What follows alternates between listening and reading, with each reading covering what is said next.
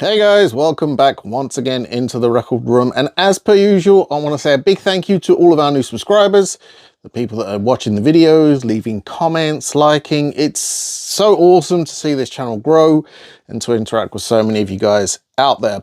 And one of the reasons I wanted to start this channel way back in the day was because music is so fantastic. I know this, you know this. If you're watching this channel, you're a fan of music. What I love about music, one of the things that really kind of makes me smile every day when I think about music in general, is something could come out 50 years ago and you can discover it today and it sounds fresh and it sounds exciting and it just blows you away. And regardless of when you heard it, doesn't matter. If you hear a great piece of music is a great piece of music. And that's exactly what happened to me with the subject of today's episode. And this is, I'm sure so many of you out there are probably like, you've never heard this record before? Well, the answer to that question is actually no, I've never ever heard this before. This is the album 666. By Aphrodite's Child, or as the full name is 666, The Apocalypse of John. This is a prog rock masterpiece. That, not just me saying that, this is a fascinating album. Originally came out in 1972, so the album is now 52 years old. I'd seen this album many times on many lists, you know, people talking about this album, but I had never, ever delved into Aphrodite's Child. And that's, you know, that's a slight on me. I should have been doing it sooner, because Aphrodite's Child is actually the band that the composer Vangelis was in before he became the composer Vangelis. The band also featured Demis Roussos as well, who I only really know for his cover of the Doors song, Light My Fire, and some other stuff that's not particularly fantastic. So I was a little bit shocked when I was in my local record store the other day on Friday and they were putting this out on the shelves, and I was like, oh, what is that? I've never heard that album before. And Ellie, the manager of the shop, she said to me, oh, you've never heard this album before, you have to check this album out, you'll love it. It's prog, this is kind of like dark, there's some amazing stuff on here. And she was right. I listened to this album and was like, geez, this album's been out for over 50 years and I'm just hearing it now, but this is the majesty of music. It's been out for over 50 years. I'm just hearing it now and I'm absolutely falling in love with it. So this is a brand new edition, a new vinyl edition of this classic album, remastered under the supervision of Vangelis, cut to Abbey Road Studios. Now this was remastered obviously before Vangelis's sad passing in 2022. So this has been a long time coming, this album. And I have to say, it sounds incredible. It doesn't mention anywhere that this is a half-speed master. I don't believe it is, but it is phenomenal sounding. The vocals just leap out at you. The instrumentation is insanely good. And it just sounds fantastic loud. It really, really does. You know, I'm not a huge prog rock fan. I do like some prog rock.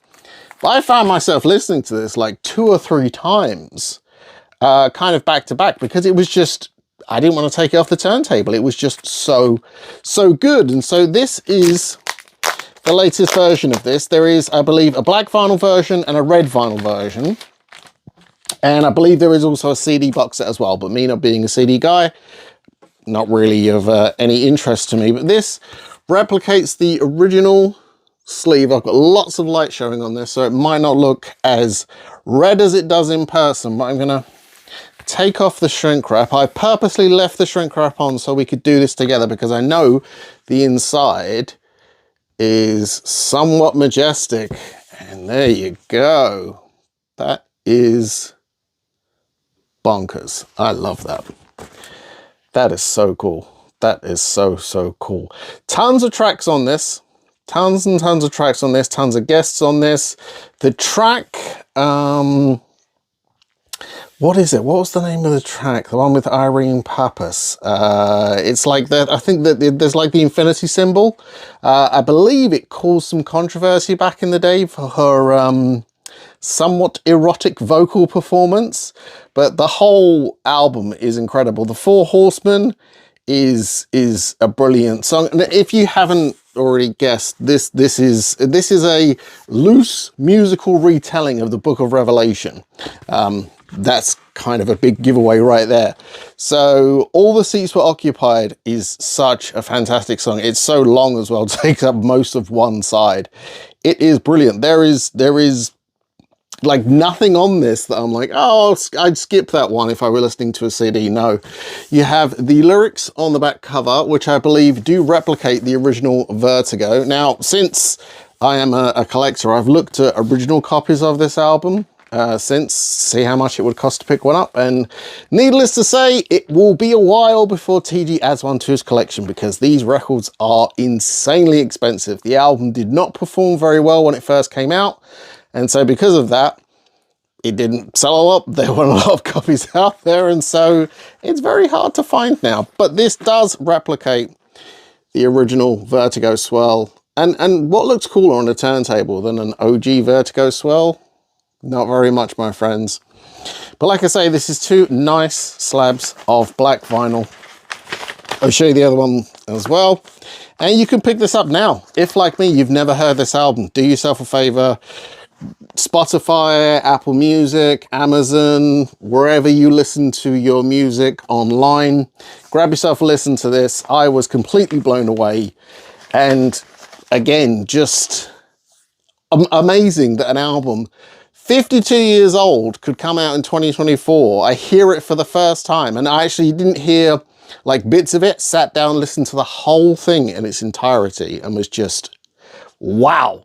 This album is incredible. Led me to want to check out Aphrodite's Child's other material. Obviously, I'm a big fan of Vangelis. He did one of the greatest scores of all time in Blade Runner.